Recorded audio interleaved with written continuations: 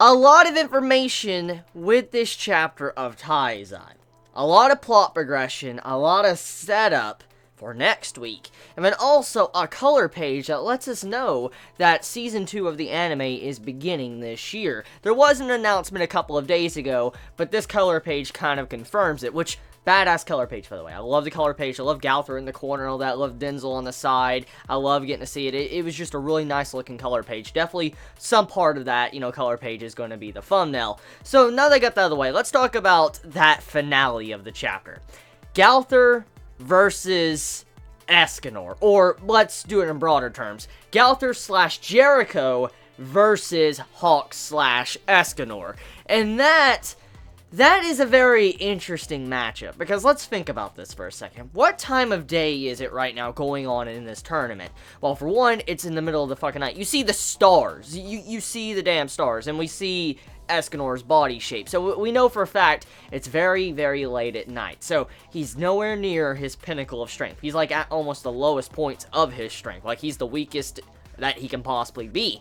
And we know Gowther, recently finding out more about him, he is supposedly a 10 Commandments, but also we do know Gowther is no pushover. He is pretty strong. I mean, he can't physically fight, but he is a very strong, character in the series. And because of this, we know for a fact when Escanor is kind of powered down, like he's one of the weakest of humans, we know for a fact he can't really fight someone like that. And then Hawk on top of that, you know what, I want to hold my words on Hawk. Just give me a second.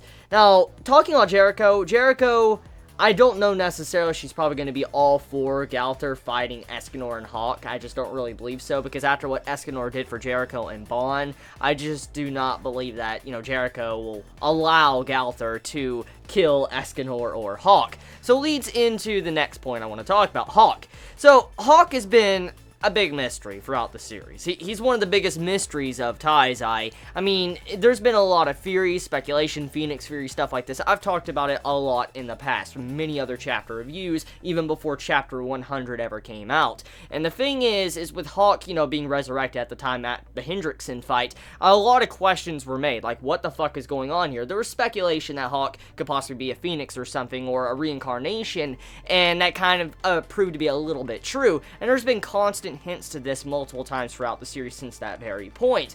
But the main thing is, just recently we found out when Hawk eats something, he can gain its abilities. For instance, what he did with the Sandcrawler. He was able to dig under the ground and stuff. So we know Hawk has this mysterious power about him. He can, use different abilities and stuff, and he has been shown to be very durable at the very least. I mean, he took a straight-on, head-on hit by Hendrickson, and, he came back to life. So we know that, Hawk isn't necessarily someone we should count out to be weak. I mean, he may appear to be weak, he may be, a pig, but, I mean, he has done some crazy things in the past. So, I'm not going to put it past, I guess Nakaba-sensei to show something crazy with Hawk and have him be a little freaking strong powerhouse when he fights Gowther. Like, when Gowther comes at, Escanor and comes at Hawk, I could see Hawk actually being pretty damn strong. I'm not even joking. I am not even joking. I'm being fucking serious right now. Watch Hawk be someone that is fucking ridiculous. He goes in and starts fighting Gowther, and Gowther's like, what the fuck is this? And he's getting, powerhoused. It'd be kind of crazy. I mean, there's always been connections, too, with, Hawk and Merlin, because, Hawk and Merlin, they kind of share the same symbol. For instance, Boar, Hawk, and then, Merlin, Boar Sin. We know they have similarities as well, so there is a possibility that maybe something Merlin has done to Hawk in the past, or maybe, Merlin has a connection to Hawk. So, this upcoming fight, I'm going to actually say I'm putting my money on Hawk in winning this. I'm not even joking. I'm putting my money on Hawk into winning this upcoming match.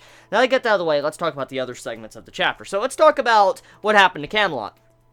Camelot's fucked. Oh my god. I feel bad for Arthur because Camelot is gone. His kingdom is fucking just gone.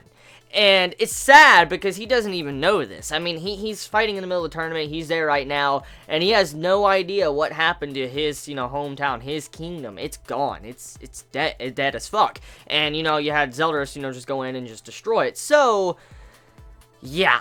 That fucking sucks. I wonder what's gonna happen when Arthur finally finds out what happened to his kingdom, because we do know that Arthur's been built up to be someone very strong, potentially in the future as well, because, you know, his connection with Merlin too. So, that's probably gonna be something very interesting in the future. Now, also, on that same exact note, we do know that the invasion of Britannia is beginning. Now that Camelot's fallen, Britannia is about to get invaded by a bunch of Ten Commandments. You have it to where Dreyfus and, you know, Lord Grey, they're on standby, and you have it to where, you know, Dreyfus is actually still being tormented by the curse that Denzel put on him, which is really cool, by the way, because it actually raises a couple of questions. For one, Dreyfus, as we know, he's being attacked by the dead souls of people he has killed in the past with his own hands, and so he's, you know, getting attacked constantly night by night, kind of similar to what happens to Guts in Berserk, by the way, and I see a lot of, you know, I guess, art styles when it comes to demons and stuff that remind me of Berserk. But getting off of that, let's talk more about Dreyfus. So Dreyfus, he's getting attacked, and as he's being attacked, he talks about how this curse is working. Every time he scratches the symbol off, for instance, he did it on his chest, and it's gone, it leaves a scar, he says that the curse mark appears somewhere else on his body. So, no matter what he does, it constantly reappears on his body. So, you can't actually just scratch it off and it disappears. It continuously comes back. Now, that's one thing that we found out. Another thing is that with all these people constantly attacking him, Dreyfus has said he has seen a pattern, an ongoing trend. Everybody he has killed with his own hands is coming to attack him and to come after his life. And Dreyfus, every time someone does that, he kills them, he, like, destroys the spirit, and then he eats the soul. And so he's slowly powering himself up, which is kind of bad in a way. But the main thing is that we do know that Dreyfus killed Zarathustra, but apparently Zarathustra has not attacked Dreyfus at all. So this is the weird thing right now. Is it implying that Zarathustra is alive? This man that was very strong, one of the strongest knights, is it implying that this man is still alive? Now, if so, my speculation, suspicion goes on to Gil Frost, the other dude that looks exactly like Zarathustra, or a twin brother to Gil Thunder. This person over there in that tournament right now, I wonder if this person has any connection to Zarathustra. It might be Zarathustra in disguise, or someone that knows where Zarathustra is, because with this chapter letting us know that there is, you know, suspicion going on if Zarathustra is really dead or not, this right now leaves many questions. You're like, okay, so if he's alive, where has he been? What's going on? Is this person going on in the tournament? Is that Zarathustra? Who is it? So a lot of questions right now are building up. So a very wonderful chapter this week of Taizai. It was definitely worth the wait. I mean, the chapter was actually later than normal, I have to say. Usually the chapter comes out very early Monday morning, but look, it's Tuesday. It's vlog day. I'm actually working on the vlog right now. So it's kind of crazy how this chapter's late. But I mean, it was worth the delay, especially for the quality chapter we got. A lot of good information, a very good match setup between Hawk and, you know, Gowther. On top of that, getting to find out more about Veronica, Denzel, what happened to the, you know, the Azul Sky Knights and stuff. I think I'm saying that right. Just getting to find out all this information, a glorious chapter. So let me know your thoughts in the comments below. You all have a wonderful day or night wherever you live. Please be safe. Chibi out.